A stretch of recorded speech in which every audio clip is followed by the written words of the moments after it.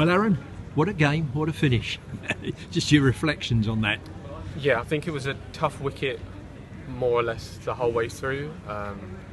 We bowled really well. They had a good partnership for the 6th wicket with Taylor and Scott batted really nicely and pulled it back. I think that was 66 for 5. So to get back up to 200 from there was a really good effort from them.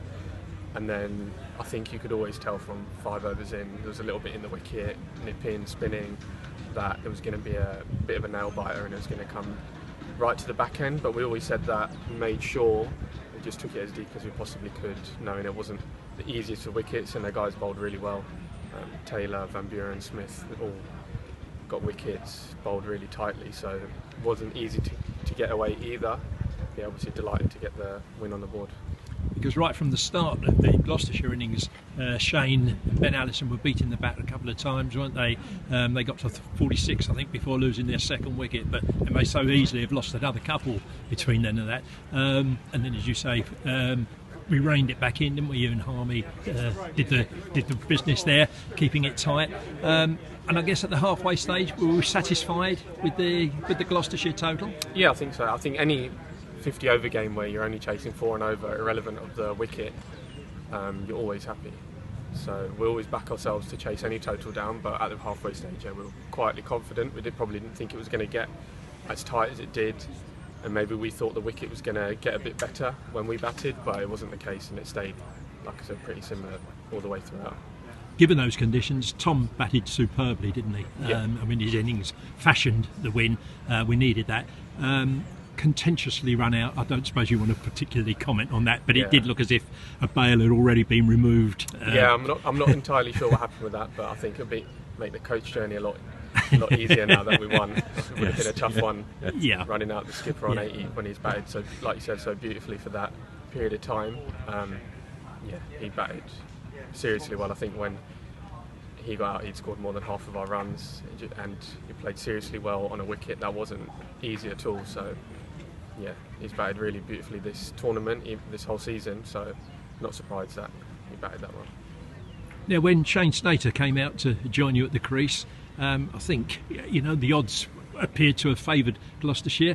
Was there any doubt in your mind? Were you confident? You'd had time to read the wicket by then, hadn't you, when Shane came over, and it was just a matter of sort of choosing the right ball to hit, I suppose? Yeah, I think I always said to myself, if I got out there, just to take it as deep as possible. I think at one stage it was always creeping up a little bit from about 8 and 8.5s, 9s, 10s.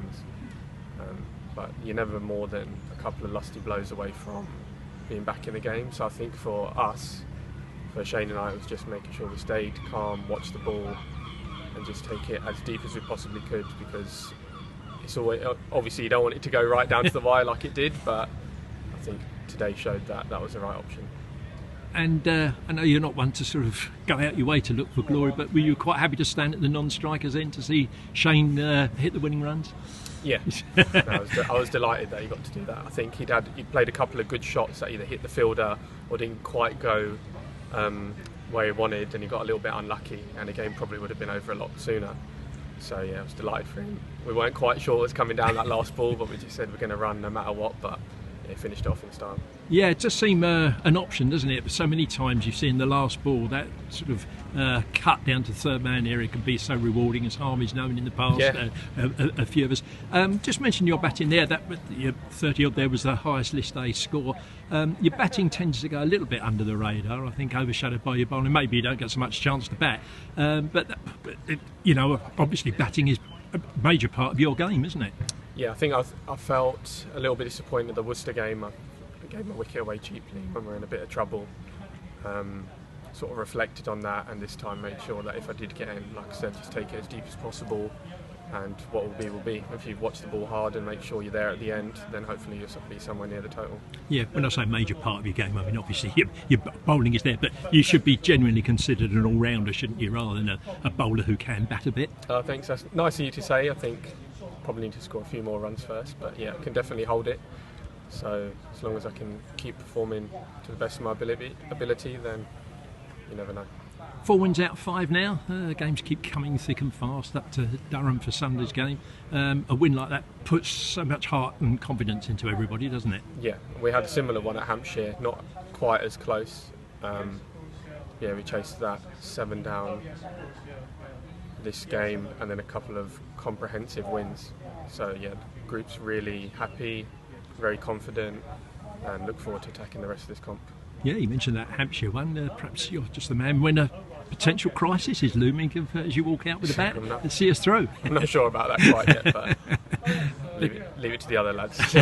No, on a serious note, very well played, Aaron, and good to see you doing so well this year and getting the opportunities in Leicester cricket.